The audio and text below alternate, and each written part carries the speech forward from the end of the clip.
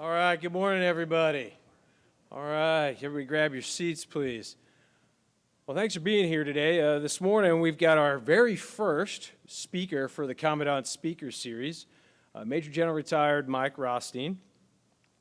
General Rothstein retired from the Air Force in 2019 after 31 years of service. He brings a diverse, practical leadership experience ranging from combat operations to aviation training, international relations, postgraduate education, and program management. His focus areas include leader and organizational development, strategic planning, international relations, and strategic communication. In his last assignment, General Rothstein held two roles. He was the vice commander of Your Air University, where he oversaw the facets of 10 assigned commands, collectively graduating 50,000 resident and 120,000 non-resident students annually. He also served as the commander of the LeMay Center for Doctrine Development and Education, where he was responsible for efforts to develop, articulate, and advocate for the best practices for how the Air Force should conduct air, space, and cyberspace operations across the spectrum of conflict. He was commissioned as a distinguished graduate from the Air Force Academy in 1988. He served as a commander of a squadron, a group, and 3 different Air Force wings. He directed operations and planning for all Air Force operations in Iraq and Afghanistan. He served as a Deputy Assistant Secretary in the U.S. State Department's Bureau of Political Military Affairs, where he oversaw a diverse global portfolio covering all aspects of international security assistance, overseas basing agreements, and the reduction of landmines and other remnants of conflict. General Rothstein is a highly experienced F-16 fighter pilot, an instructor and graduate of the United States Air Force Weapons School, a C-130 pilot, which he flew while he was serving as the senior mentor to the commander of the Afghan Air Force. Currently resides in Montgomery, Alabama with his lovely bride, Jennifer, and his youngest son, Jackson, who is a high school freshman. Their oldest son, Seth, is currently going to school and working part-time in Bend, Oregon, and their middle son, Burke, is a freshman in the Corps of Cadets at Virginia Tech. Without further ado, please stand and welcome General Rothstein to the stage. Thanks, folks. Please grab a seat. Thanks. Good morning, everybody. Well, that was, thanks for that kind introduction, Lee. I'll give you the summary, which is I'm old, right? And I've been around for a bit. And so I'm excited here to share some of the scar tissue I have, some of the lessons I learned from a long time in the Air Force. Good to see you, Heather. And so what I thought I'd do today is just spend a little time talking about one word in particular, right? You know, I sat in these chairs at SOS, I think it was, 25 and a half years ago, if my memory serves, and we learned that you have to have 3 main points. So I'm going to fail my SOS test because I really only have 1 main point today. And there's only one thing I ask you to think about as we leave this lesson and this lecture, if you will, is this word trust. And I believe that trust is a leader's most valuable commodity. It is the one thing that we trade in as a leader. And I hope that people trust in what I call the 4 C's that I've learned over the years. You may have heard them. There's different variations of this, but I hope that people trust in my character, my competence, my courage, and my caring, right? And on courage, by the way, as military professionals, certainly there's going to come a time that we're going to need our physical courage.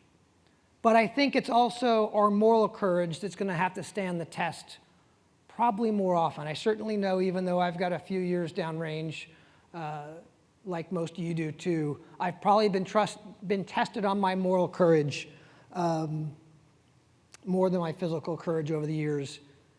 And I've not always stood up to that test as well as I'd like to, but hopefully I learn and get better.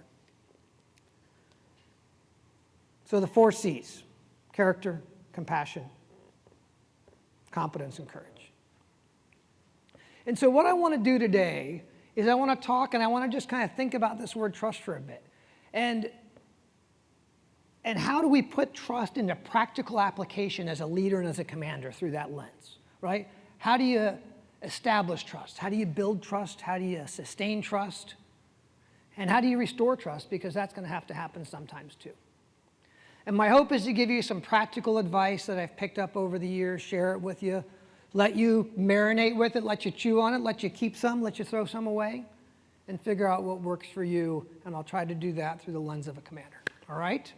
So that's the plan for today. And again, there's only one testable item: trust. One main point. Next slide, please. Now, when it comes to trust, I think of trust as like, I like to play poker, right? So I think of trust as I've got so many chips, right? And if I got a lot of chips, I can cash those chips in. I've got some trust with your Commandant. And so maybe I can ask him to do something for me that he goes, I know Mike, I'll trust him, right? Or a bank account. Now, here's the thing as a leader. As a leader, you rarely know how many chips you actually have in your account. Now, sometimes when you work with people very closely and that builds up over time, you got a good sense of it, right? But as a commander, as a squadron commander, as a group commander, as a wing commander, you're going to have enough people in your unit that you don't really know. And guess what? Your folks lie to you. Just so you know, let's be very clear about that, right? Your people are going to lie to you all the time. Now, I don't mean that like they're going to lie to you with malice and poor intent, right? But when they go, hey, how's everything going in your flight? Oh, it's all good, sir. Everything's, anything jacked up I can help you with? No, sir, it's all good, right? They're going to lie to you. They're not going to share the bad news. When you do something that makes them feel disrespected and unimportant, the odds that they're actually going to tell you are generally pretty low, unless you've built your culture where they feel comfortable sharing that with you. And even when you feel like you've done all that, just the human psychology is that they're probably not going to tell you. So you don't know how many chips you have in your account. And if you accept that, then that means that everything I do should always be built about how do I put more chips in the account. I never want to do anything that undermines the trust that people place in me. So what I want to do is I want to look at 13 behaviors over the next 30 minutes or so. Some we're going to dive a little deeper on, some I'll just sort of hit the wave tops on, that can help build and establish trust, both at the one-to-one individual level and also organizationally at the squadron level. All right? Next slide, please. Behavior number 1, talk straight. If you can talk straight with people, that will go a long way to building trust.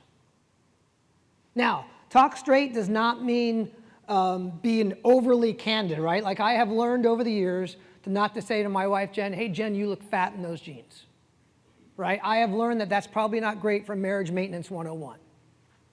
But as trust has developed in my relationship with my wife, I have learned that I'm better off when she goes, hey, Mike, does this look okay? That if I truly believe it doesn't actually, is that flattering for her? That I might say, hey, Jen, I'm not sure that's the best look for you.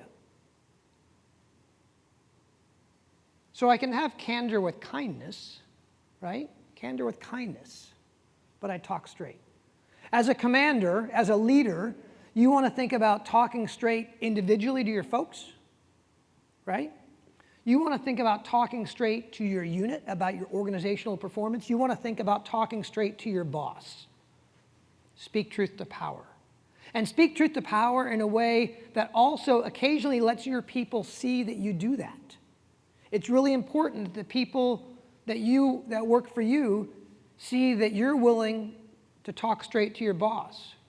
Because as you get more senior in the Air Force, when you get into command, even at the squadron level, one of the most important things you can do is establish a culture where people feel comfortable talking straight to you. And if you're not willing to talk straight to your boss, if they don't think you're willing to talk straight to your boss, they're going to be a lot less willing to talk straight to you. Right? Because we don't know, we can't fix what we don't know, right? And I'll go to one of my future points. Talk straight. Next slide, please. Number 2, keep commitments. If you want to establish trust early as a commander, one of the best ways to do this, and I got very deliberate over the years in my mind to do this deliberately early in a command, is go in, make some commitments, and keep them. and then rinse and repeat. You've got to do it deliberately. You've got to say things like, hey, I'm going to commit that I'm going to do that for you. I even just threw that word out there sort of casually, right? So you heard it, that I'm making a commitment to you. And then, of course, I got to follow through, because commitments without follow through do just the opposite, right? They deteriorate trust. But make a commitment, keep it, rinse and repeat, is a great way to start building trust early in an organization, and of course, to sustain it as well, too. And you can do that at the individual level, and you can do it at the organizational level, because as a commander of any unit, it's not just about the individual trust that people have in you. It's about the trust they have in your organization. And like it or not, the trust that people have in the commander becomes a reflection of the organization. That's just the way it works. So as a commander, you need to keep your trust high, because if the Air Force is going to trust your organization, a lot of it is a function of how well they trust you. Again, on your character, your competence, your courage, and your caring. Keep commitments, another great behavior to do this. Next, please.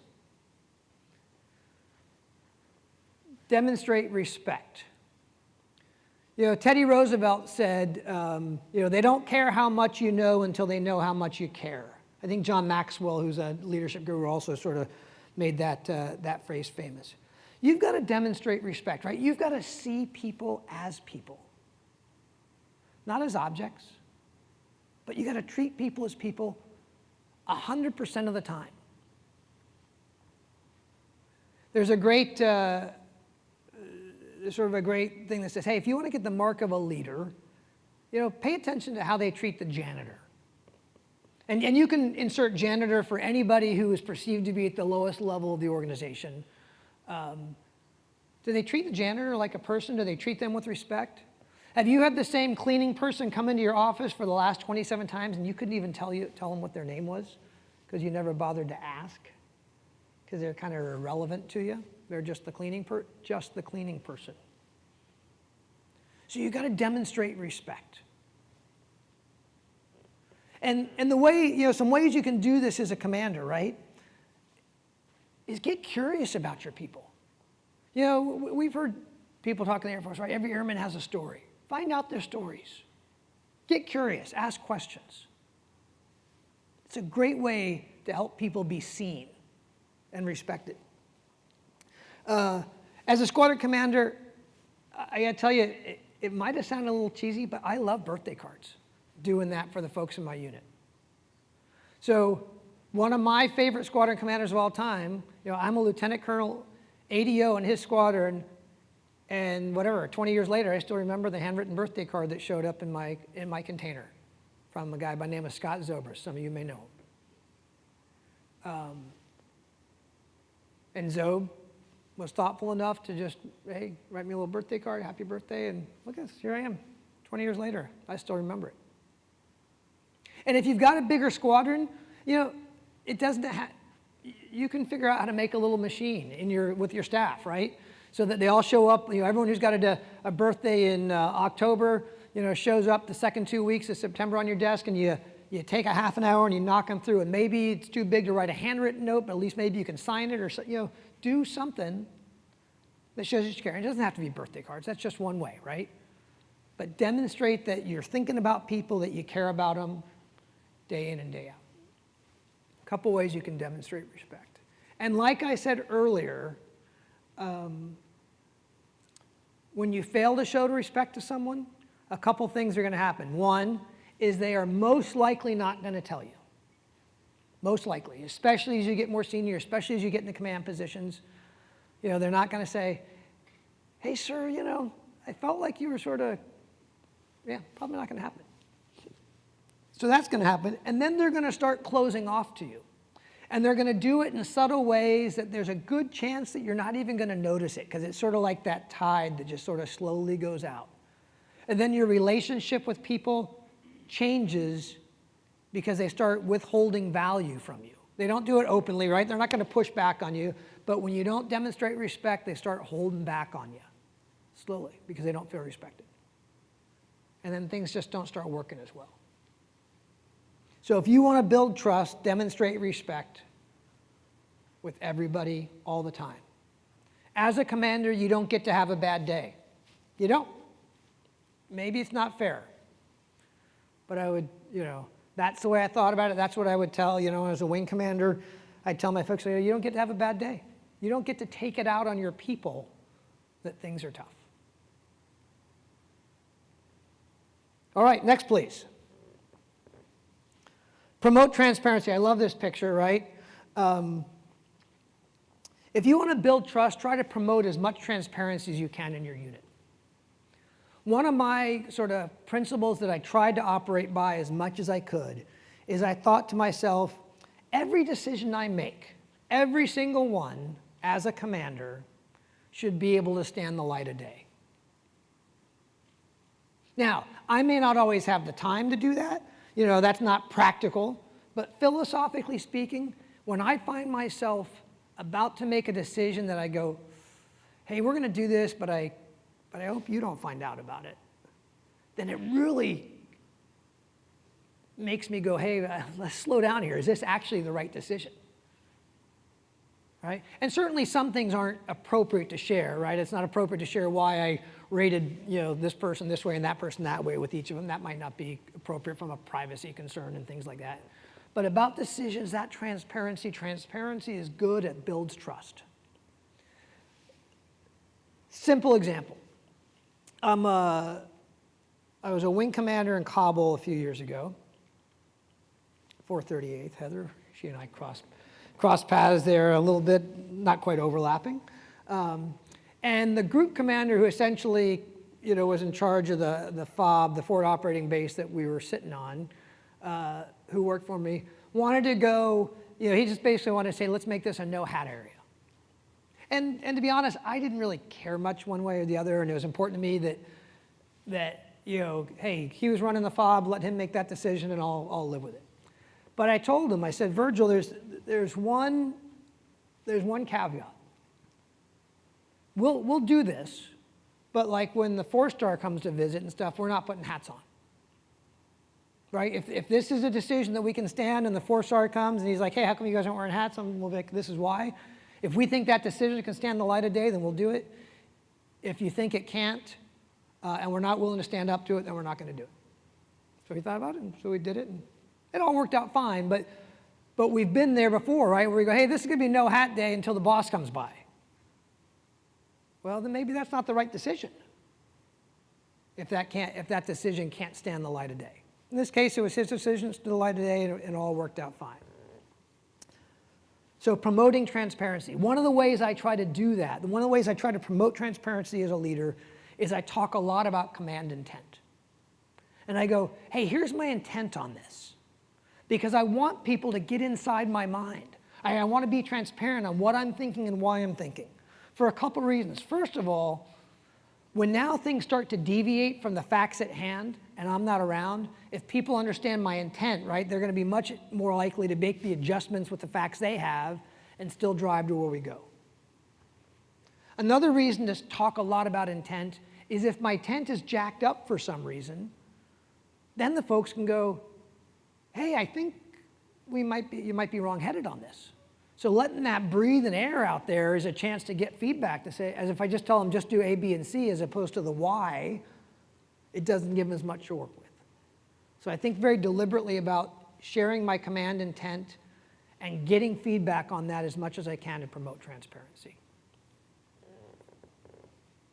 Next, please.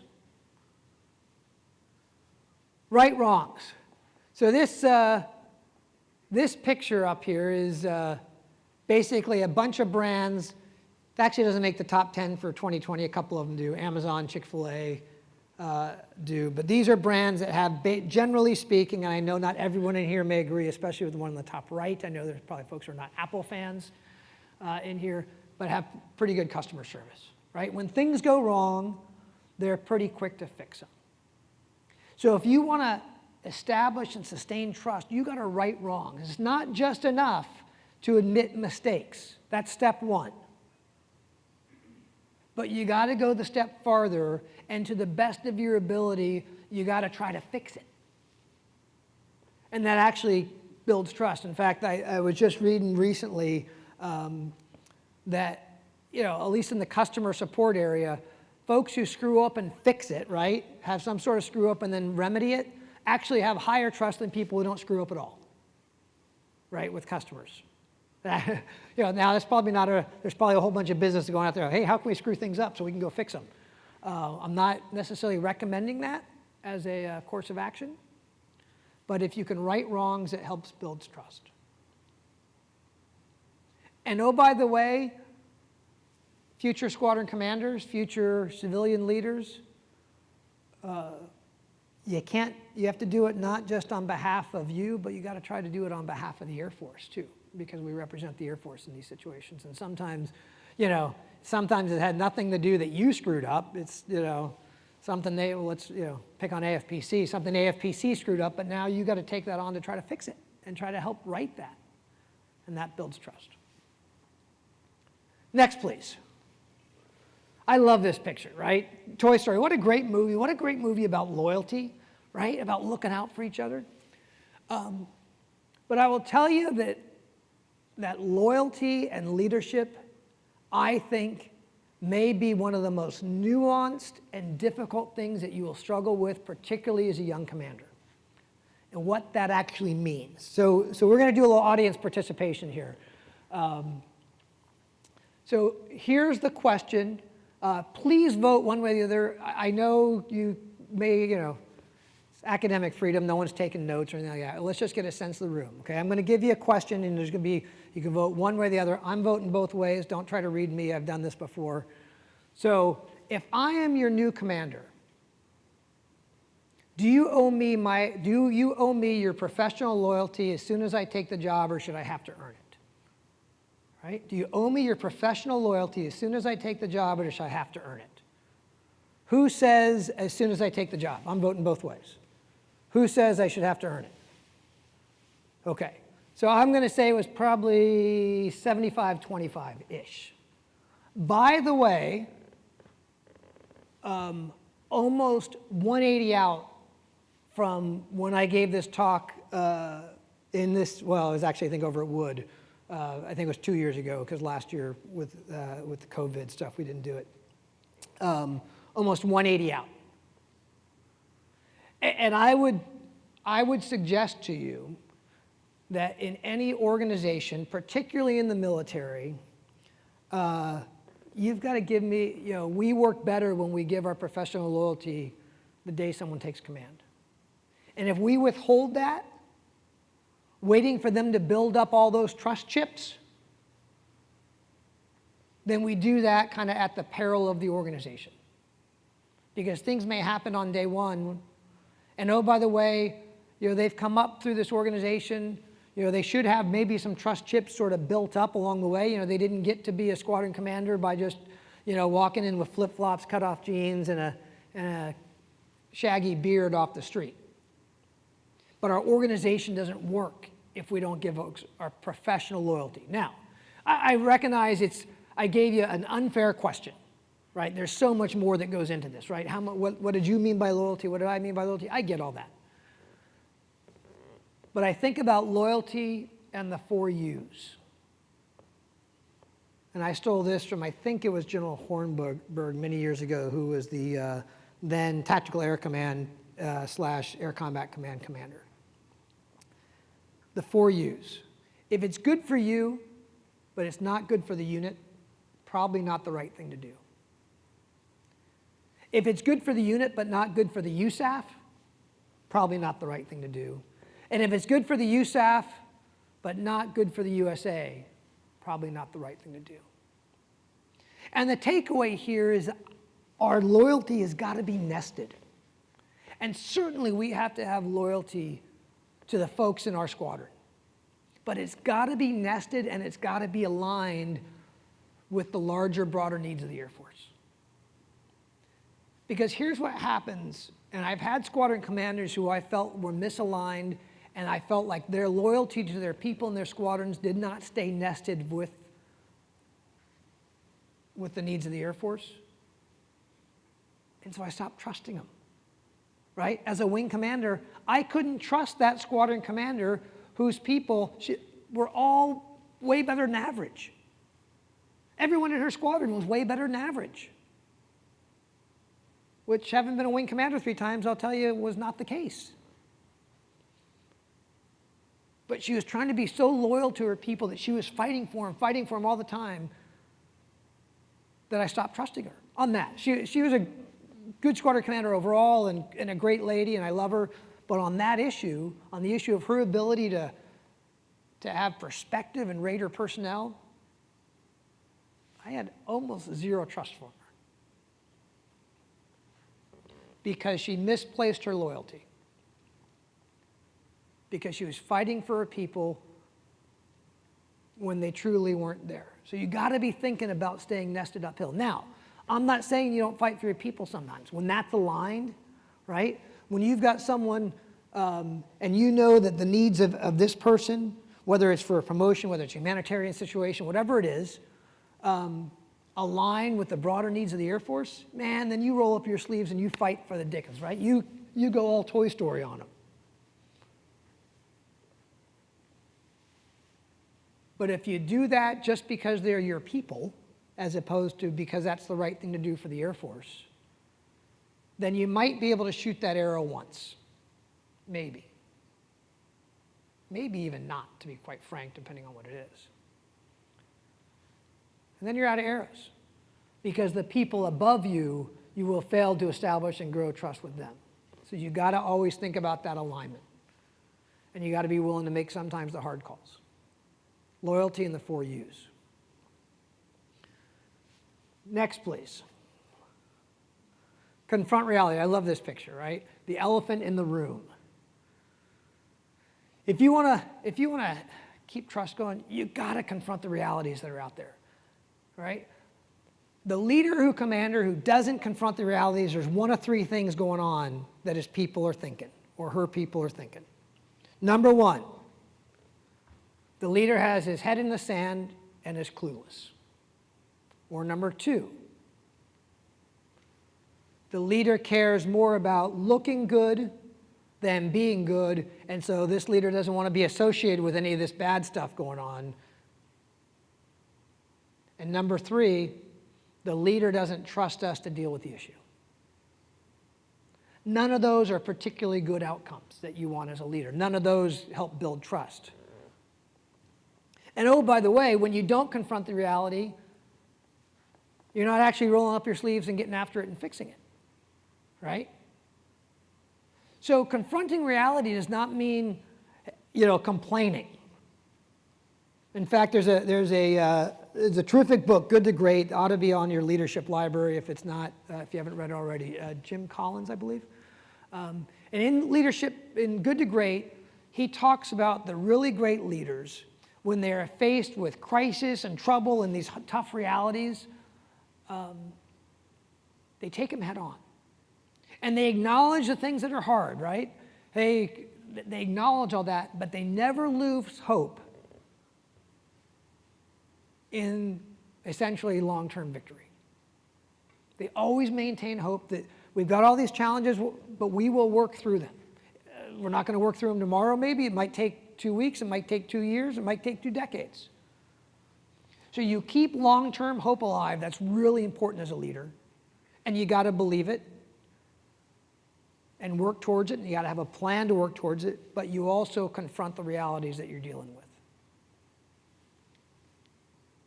Really important to building trust, sustaining trust. Next, please. Listen first. Or as I think Stephen Covey said, right? Seek to understand, then be understood. Seek to understand, then be understood. So as a commander, as a leader in the Air Force, really work on listening first. Right? When you come into a new unit, be cautious of going, hey, I got this, here's where we're going, right? I try to think about a listening period. 60 days-ish, it depends.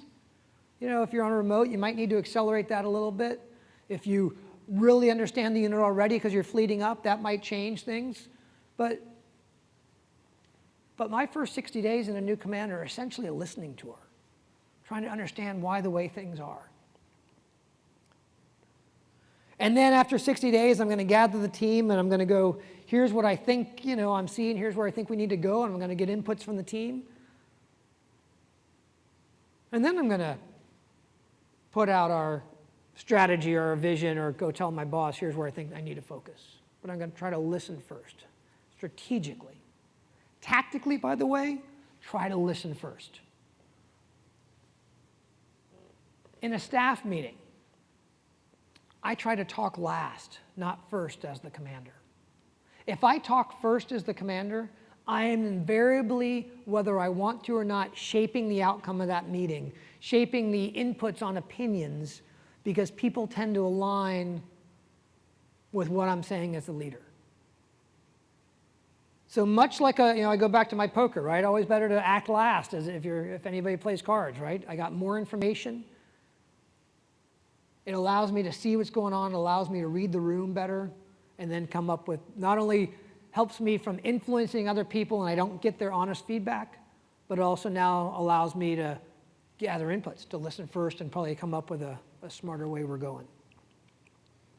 And then think about your listening skills, okay? I am a terrible interrupter. It is like one of my worst habits. I do it all the time, and I suck at it. I'm still trying to work on it. My wife points this out to me relentlessly, and I'm like, don't! I did it again. I interrupt her all the time. I interrupt people, not with malice, right? Not to shout them down, not presidential debate kind of interruptions. Usually they're good interruptions, like, oh yeah, I thought, right? But still, I'm not saying you got to become a massive introvert, but watch as a leader your interruptions. They echo second or third. One is it tends to shut people up, by the way, because most people don't like being interrupted, and when you're interrupted by the boss, it's even worse. And so what it trains them to do is just to talk less and share less with you. So I keep working on that. I struggle mightily. That's one of my worst things, right? And listening, of course, is not just about hearing the words come in, but it's really trying to listen with an open mind and an open heart. So you're actually kind of hearing what's going on. Okay, listen first. Don't forget about body language too and how you listen as well. Next. So I'll probably have to read this for you. Clarify expectations, but if you can't read it, it says, this is a Dilbert. I'm not necessarily a huge Dilbert fan, but I love this little cartoon, right? So the boss goes, how are you doing on your unspoken objectives? And Dilbert goes, my what? And pointy-haired boss goes, I'm referring to the goals I have in mind that I've never mentioned. How are those going? Oh, I'm totally nailing them, right? So how many of us have bosses with all these unstated expectations and objectives? And how many of us have done a lot of hard work on a project, brought it to our boss, and then our boss, I go, hey boss, here you go. He's like, that's not what I was looking for. That's demoralizing and undermines trust, probably more in the competence area and not so much in character. So if you want to build trust, then put extra time into clarifying expectations. As a leader, when I don't get what I want, I start looking in concentric circles around my own 2 feet. Because most likely, there's something that I could have done better that could have set this up for success. And I've gotten over the facts that sometimes it feels uncomfortable to be explicitly clear on what you want, but clarity is kindness. Clarity is kindness, folks. If you can be explicitly clear with what you actually want, both taking the time to think about it, which is sometimes our problem, that we haven't actually thought about what we want, and then taking the time to help people understand what your expectations are. It's actually really helpful. It saves you a lot of time down, and it builds trust. Clarify expectations. I cannot tell you how many times I go back to this as one of those behaviors I really try to work on. Sometimes I get it right. A lot of times I get it wrong. But it's always great advice. Next. Get better. I grew up as a fighter pilot in our Air Force, and one of the things I liked about it is we were so focused on just getting better, right? And not just fighter pilots in the Air Force, plenty of other folks. But you want to build trust, get better, right? Improve at your job. People will forgive you if you make mistakes, especially early in your command on competence, not on character, by the way. You kind of only got one shot on your airmen with character. But on competence things, but get better. And oh, by the way, get better not as an individual, but get better as a unit, right? Think about organizational improvements, CPI, all that stuff. You want to build trust, just keep getting better. Next, please. Another cartoon I love here, right? These guys are all in the boat. Your end's sinking, my end's, it's not me, it's you, right? I have met the enemy, it's you guys. All good. We're all good here. See? We're not sinking. Yeah, but we're sinking together, right? So if you want to build trust, you got to practice accountability.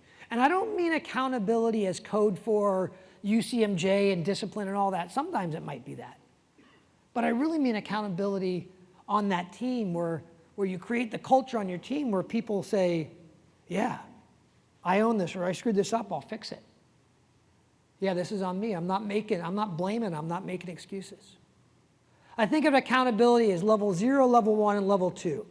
At level 0 accountability, and I don't know, this is just kind of how I think about it. Level 0 accountability, I don't take accountability, right? I make excuses. You know, hey, sorry I was late for the lesson today, but, you know, but the line at the gate was like all the way around the corner almost to the NYC, right? I'm making an excuse. I'm not taking responsibility for that. If I really cared about being on time, I would have, planned the extra 5 minutes. So I blame, I make excuses. At level 1, I take accountability for my actions. But level 2 accountability is where we want to be. At level 2 accountability is I'm accountable not only for my actions, but I'm also accountable for my impact on the team. Right? My impact on everyone else. And that's where I want to be. Yeah, there's, one of the skills they say that leaders need is the ability to hold people accountable. Have you ever heard that, right? You got to be able to hold people accountable. Okay? I think that's really important. More important, though, is developing accountable people. As a leader, if you can develop accountable people, then you don't have to hold them accountable. Right? One way you can do this, and you can start practicing developing accountable people, I started doing this maybe 5 or 7 years ago, was on feedback, right? And we're starting to get there a little bit with the Airman Comprehensive Assessment. But in the Air Force, historically, performance feedback was, something that I would put together as a supervisor. I'd schedule a meeting with my subordinate, and I'd give them feedback. About 5 to 7 years ago, I started to flip that script. And I said, hey, why don't you schedule feedback with me and you come tell me how you think you're doing on stuff. And we'll have a conversation about it, right? We'll do some coaching, we'll talk about it, and I'm going to prepare for it too. I'm not just putting it all on you. Well, why don't you come? I said, well, maybe it should be our job. And that gave me an idea. So we started kind of doing it a little bit that way. I didn't read that one up, but we're fixing it, right? And that becomes a normal, just the way the conversations go. And that's what you want in your unit. If you want to build trust, that's how that should go. People put their cards on the table, and we make the best hands. We practice that accountability. We model it first, right? And you model it as a leader by being willing to tell your people where you screwed things up, where you failed them organizationally, where you failed them individually. And so you model that, and then you get them to start being able to do yourself. And then when that happens, when you start having a unit where there's accountability going up, down, left, right, hugely powerful. Hugely powerful for building trust and, oh, by the way, improving performance. Practice accountability. Next, please. I am not necessarily a Tom Brady fan, just for the record. In fact, I'm a Dolphins fan, which is A, just sad in and of by itself for the last 20 years. So that's just sad. I get that. And B, it sort of makes you not want to like Tom Brady. But it is hard to argue that Brady and Belichick have not delivered, I mean, they've delivered results, over the last 20 years. So if you want to build trust, if you want to sustain trust, deliver results, right? If you deliver, that builds trust. Look for ways that you can deliver results. Next, please. And then if you want to build trust, you got to extend trust.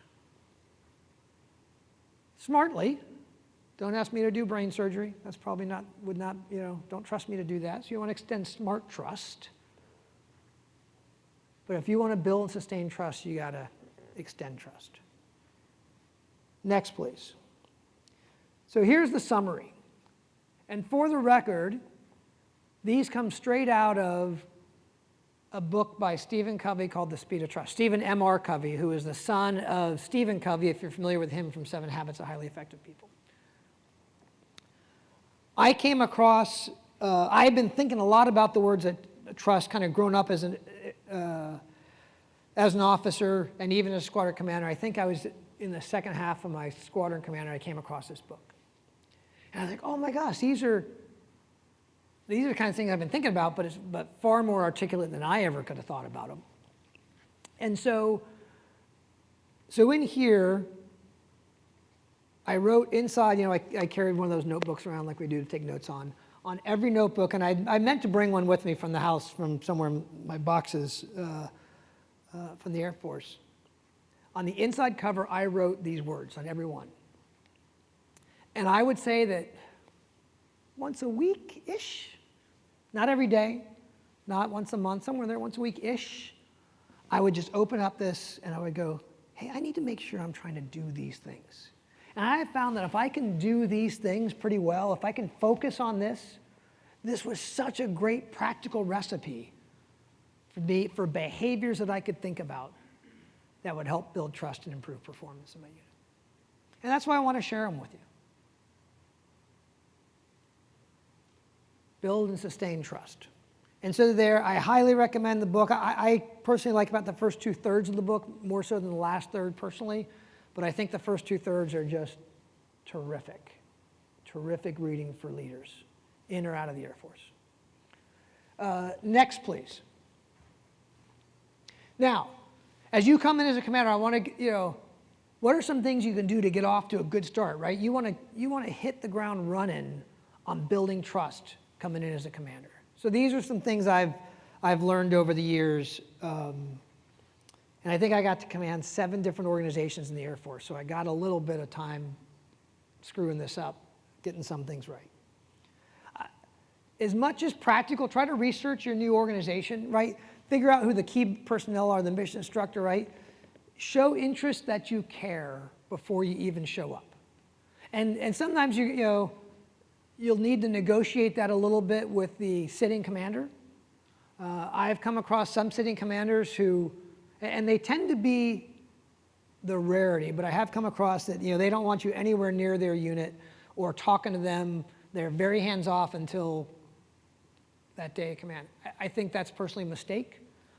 Don't be that guy. I think the better handoff we get, the better off we are. Now, do it in a way that's respecting. Don't try to come in and run the organization for you there. Be smart about all that. But see what you can learn about it. Show the interest, even if it's just folks like your, hey, who are the flight commanders? Who are the officers? Who are the key senior NCOs? So you start to learn names and things like that. Because, when I walk in day one and go, oh, there's Colonel McGee. Hey, you're the vice commandant, aren't you? Yeah. Right, and as opposed to who are you, even just that little bit helps a little, right? I think it's worth trying to deliver a thoughtful introductions and expectations pitch, however you want to call that. I'm going to show you on the next slide. Don't go there quite yet, please. But I'll show you on the next slide what that might look like. But you want to sit down day one and say, hey, here's kind of who I am. Your leadership philosophy, not so much here's how we're going to run the unit, because you still got to listen and learn on that. But you want to get folks through that initial sense of knowing who you are, where you come from, sort of how you see the world. And so I'm very deliberate, and I want to do that to as many people as practical. With a squadron, if I can do it with the whole squadron, I'm going to do it with the whole squadron. If that's not practical, then I'm going to try to soak as practically deep and as wide as I can, because I'm trying to get through that, get as much of that as I can out there. Minimize your say-do gap. Lots of young commanders come in, man, we're going to do this, we're going to do this, we're going to do this, and then 2 months later they haven't done any of that. So watch that. As you learn about your unit, both internally and externally, because you got peers and other units and things like that, I like playing away games, right? I like trying to get out and learn where people are. Don't have people come to your office. Try to get out, lead with your feet, and do all that. And then look for a couple quick wins, too. Man, I mean, be deliberate about it. I'm going to go in. I'm looking for a quick win. A quick win I had as a squadron commander. I'm out on day 3 or 4. I was an OSS commander at Nellis.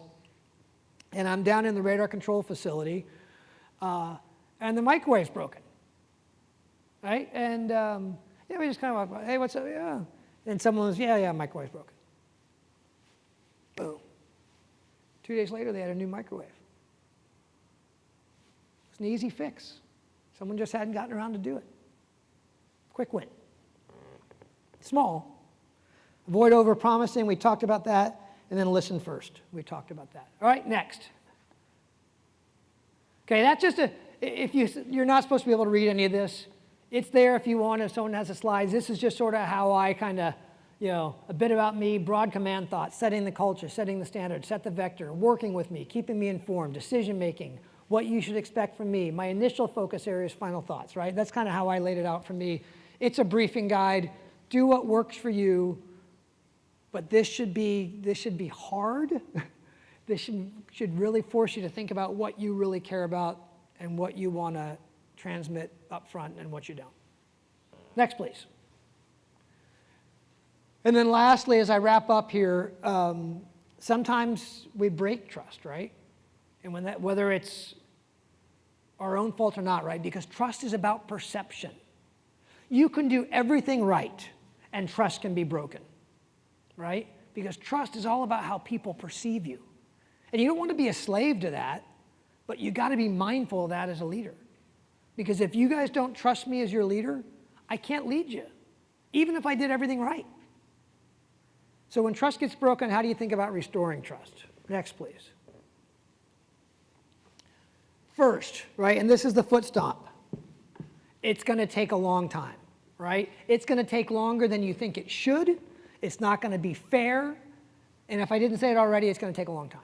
But you got to stick with it. Start with admitting your mistakes, owning your accountability like we talked about, identifying root causes and trying to fix it. If you're trying to restore trust, be mindful about deliberately increasing communication, frequency of communication in particular, more and more reps, right? It's like you're trying to pave over something with a very thin veneer. Each one's really thin, really thin, really thin, really thin. Help and support each other's dailies, right? You're paving over this very deliberately, but you can't, but it's all in thin layers. All right? A couple of quotes there to end with, right? You can't talk yourself out of a problem you behaved yourself into. And we tend to judge others by our intentions, tend to judge ourselves by our intentions, where we give ourselves a benefit of doubt, and judge others by their actions. That's what you got to do to restore trust. Okay, next, please. Last thoughts. Talked about perception already.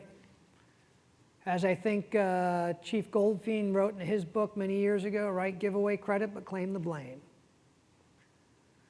Everyone should see the same you, right?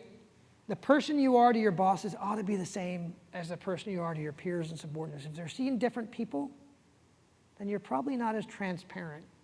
Now, the style may change a little bit, but it ought to be the same you. There ought to be one version of you, not the version that looks up to their boss and the version that looks down to their subordinates and they see very different things.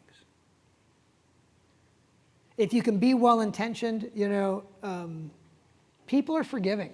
If they believe you are well-intentioned, if they believe you're trying to do the right thing and you're trying to do the right thing, they'll be forgiving. But if they think you're just looking out for yourself, it goes quickly. Build trust early, don't wait. When the crisis hits is not the time to build trust. And I think this is what it all boils down to, right? Leadership, it's a gift given to us by those who follow. They got to follow our orders. But they don't have to truly follow us. And if they don't trust us, they're not going to follow us. Okay, I think we got some time for questions. Next slide, please. I think is the question slide, should be, or if they put it up. Okay. So, what's on your guys' mind? You can ask, here's the rule, you can ask me any question about anything, and I will only promise you one thing, is I will give you a candid answer to the best of my knowledge. I will not necessarily agree with you. You may not like my answer, but it will be honest. Nothing's off limits that I can think of. Okay, got one from the line. I know there's a gentleman going on the mic. Thanks, sir.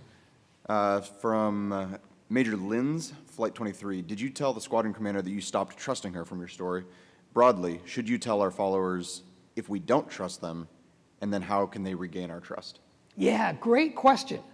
So yes, I did, is the answer to your question, right? As I sat her down with her group commander, let's call her Mary, and I said, hey, Mary, here's the deal, is I feel like you're always pushing your people in a way that doesn't quite match reality. And because of that, I have a hard time believing anything you're saying. When I say not believing, I knew she was well-intentioned, right? She had she had a great heart. She wasn't trying to slide things over on me. This was not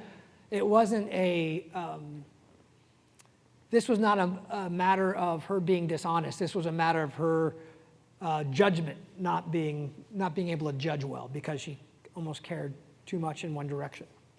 And so I told her that. Yes, I think there comes a time when we need to tell, it goes back to talking straight, right? If I get at the point where I'm not trusting folks, then I need to share that with them in some way. And you got to be a little thoughtful about how you do that. It'll be different with different people, but if you're sitting there going, you've lost trust in folks and you don't tell them, then you're not talking straight with them, right? Okay, let's go up here. Good morning, sir. Major Mahan, Division 1, Flight 4. Thanks for taking the time to focus on one topic. I know we tend to focus on the highlights of leadership. Trust seems to be one of the most nuanced things we've talked about in class so far, so I appreciated your lecture. The question I have for you is, do you see connections between military culture and our desire for control and risk aversion within different areas of the military culture, and the ability to essentially build trust, i.e., if we need control, there's little trust, or when there's trust, there's opportunity to collaborate. What are your thoughts on that? Great question, right? I should tell you, so I was the graduation speaker at ACSC 2019, I guess. No, yeah, 2019, a year and a half ago, right? And I handed everybody a card. I talked about taking risk. And I gave every graduating ACSC student a card to put in their wallet that just said, take risk. Take risk. Because we've got to do that. And I believe in our Air Force, our desire for control has overridden our willingness to take risk, our willingness to build leaders who are going to do some things right, do some things wrong, make mistakes, we dust them off, we put them back in the game, and that sort of thing. So I think that's a tremendous challenge for our Air Force right now, particularly as we go back, as we think about great power competition, as we think about getting into like a real slugfest if we were to get there, right? You all. I guess I'm not in the Air Force anymore, but you know what I mean, right? So I think we've got to trust our folks enough to let them fail and pick them back up, coach them, right? It's not okay to let you screw up and not say, hey, I think, here's how we could do this better. So you got to coach folks and not just say you get to do whatever you want, but to not say you only get one chance. I'll give you a quick example of, this is something I just heard. I'm going to use it, but please take this with a grain of salt because I don't know if my facts are correct. But I heard about a wing, I won't say which wing, where this particular wing has put out an order that their people can't eat in any restaurants downtown because of COVID. And as I heard this, this was someone essentially saying, hey, have you heard this in other wings? Which I haven't, but I certainly am not as close to the Air Force as you guys are right now. So let's assume that's the case. One wing commander in the Air Force says, you all can't eat indoors in any restaurants. You can eat outside, but you can't eat inside because of COVID. And you guys go, well, that's kind of a stupid idea. I don't know if it is or not. Let's just say you are saying that. I'm not trying to trash the wing commander. That came out really poorly. I apologize. But if we don't allow that uneven, right, this wing's doing it one way, this wing's doing it another, then we're not going to trust our leaders to make those decisions, to learn from them.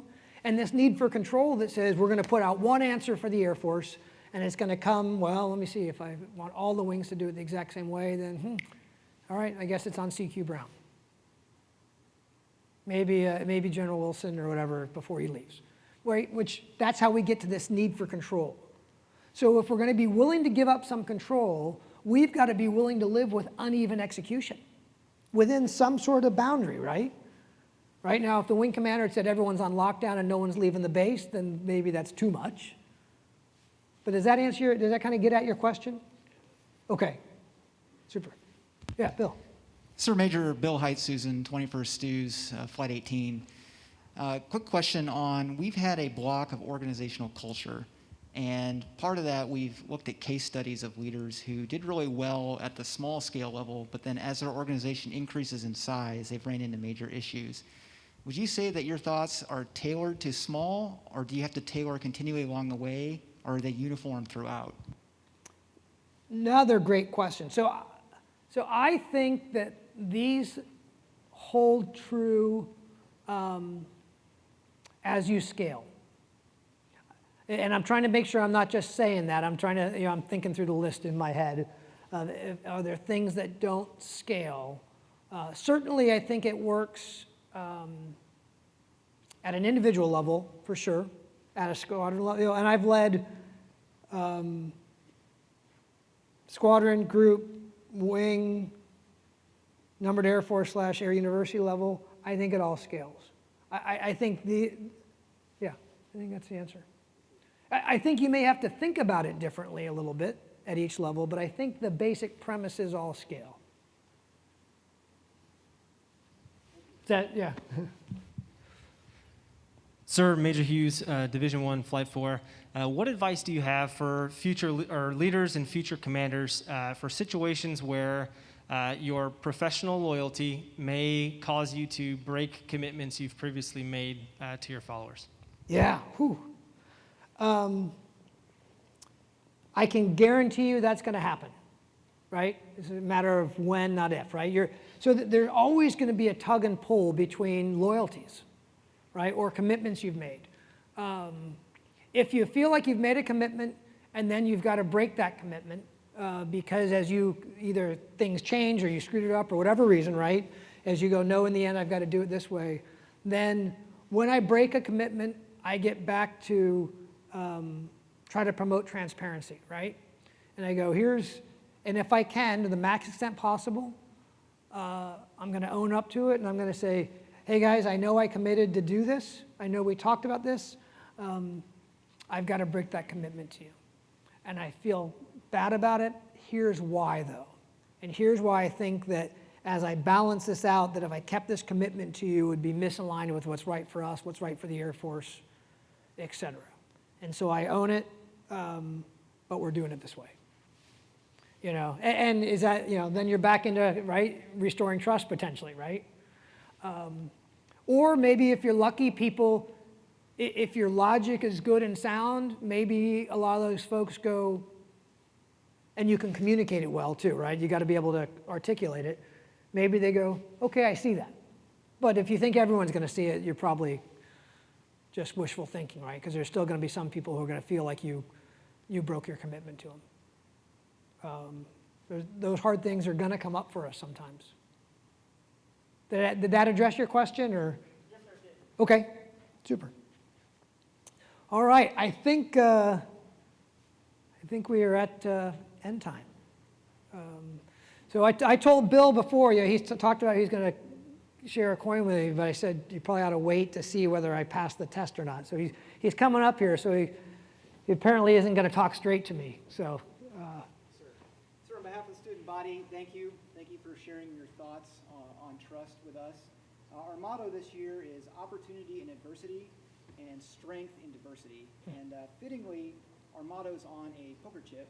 And so if I may, I would like to add a chip to your stack. Awesome. Thank you so much. I appreciate it. Thanks. Thanks for letting me spend time with you. I appreciate it. Good luck to all of you. Lead well. We are all counting on you. No pressure, though. Maybe a little bit. Thanks. Please carry on. Thank you.